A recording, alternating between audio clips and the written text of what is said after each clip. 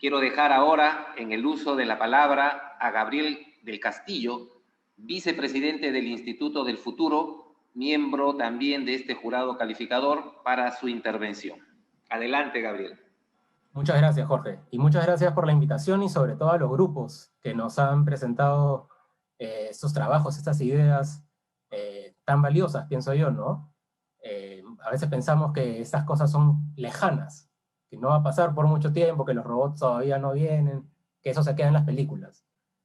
Pero no es así, son cosas que están ocurriendo ya. Oppenheimer dice que el impacto de la automatización va a ser como un terremoto que va a sacudir todo. Yo no creo eso. Creo que en magnitud sí, pero creo que se va a dar de a pocos. Y un día, dentro de 10, 20 años, vamos a mirar y decir, miren cuánto han cambiado los trabajos, ¿no? Sin que nos diéramos cuenta en el momento, quizás. Pero en fin, me ha gustado mucho lo que han hecho los grupos, los felicito a todos. Algunas cosas en particular que me han llamado la atención. Uno, el análisis prospectivo que hizo el segundo grupo acá en el Instituto del Futuro. Hacemos bastante de eso, el uso de escenarios.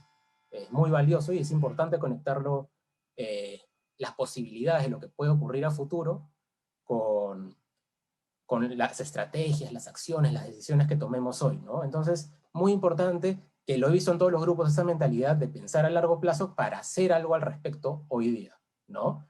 Otras cosas que me parece importante destacar son, que se han mencionado varias veces, es la mirada global, ¿no? Ya no vivimos en una burbuja, no podemos seguir mirándonos el ombligo, como decía Diego, y hay que pensar también en cómo hacer negocios y cómo insertarnos, ¿no? En esas cadenas de valor globales. Y si nos damos cuenta, donde está la mayoría del valor es en las ideas, ¿no? En tener ideas, y para eso las habilidades, por ejemplo, que impulsa Guido con su trabajo, las habilidades del emprendimiento, las habilidades relacionadas a la innovación son claves.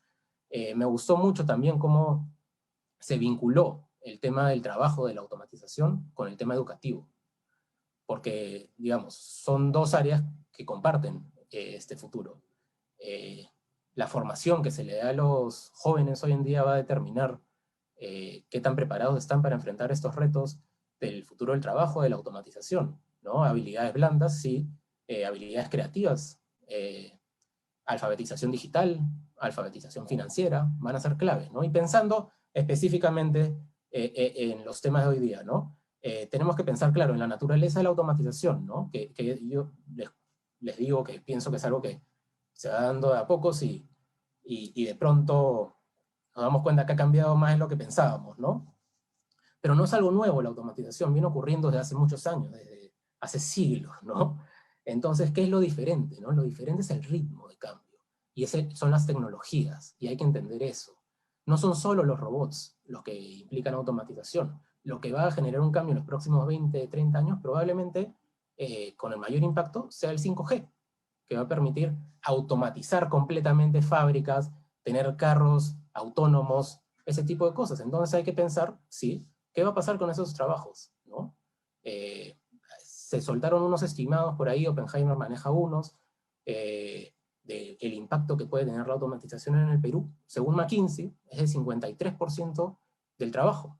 No significa que el 53% de los empleos vayan a desaparecer. Significa que 53% de las actividades que se realizan en el trabajo pueden ser afectadas, ¿no? Y no necesariamente significa que se vaya a perder un trabajo, significa que hay que aprender, hay que reinventar esos trabajos, hay que de repente pasar unos nuevos, van a haber muchos que aún no conocemos, muchas tecnologías que aún no conocemos.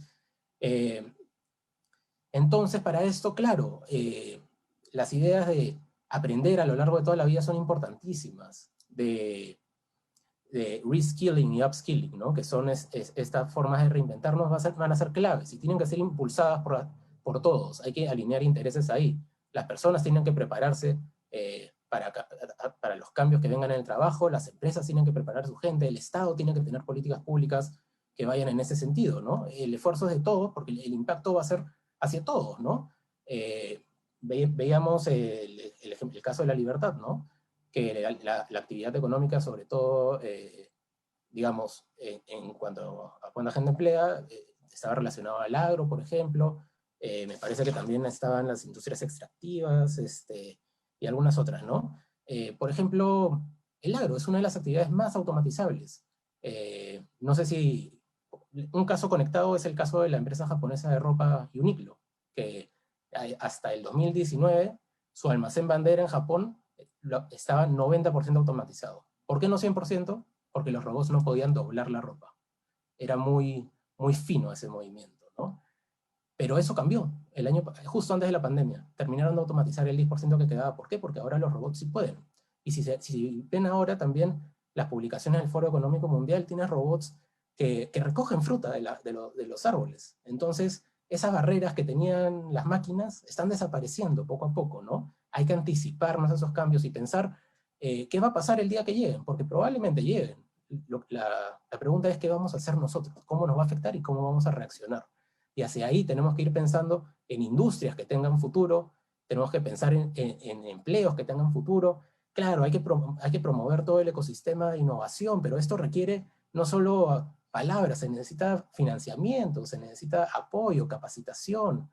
Entonces, estas son varias ideas un poco sueltas, un poco conectadas sobre el tema, pero nada, quiero terminar felicitando a los muchachos por el gran trabajo que han hecho. Creo que me parece importantísimo que desde hoy día estemos pensando en los retos que van a definir la cara del Perú los próximos 10, 20, 30 años, o un año, 2 años, 3 años en realidad, porque con la pandemia todo se ha acelerado, ha sido un catalizador enorme, ¿no?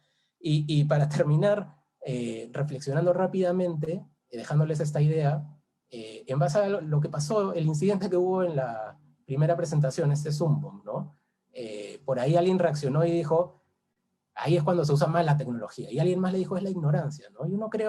Yo creo que lo que hay que sacar de esto, y porque de todo se puede aprender, es que lo que importa es el uso que le damos a la tecnología, ¿no? Zoom es una herramienta valiosísima, pero si se hace algo así, pésimo, ¿no? Pensemos en los mismos términos con la automatización.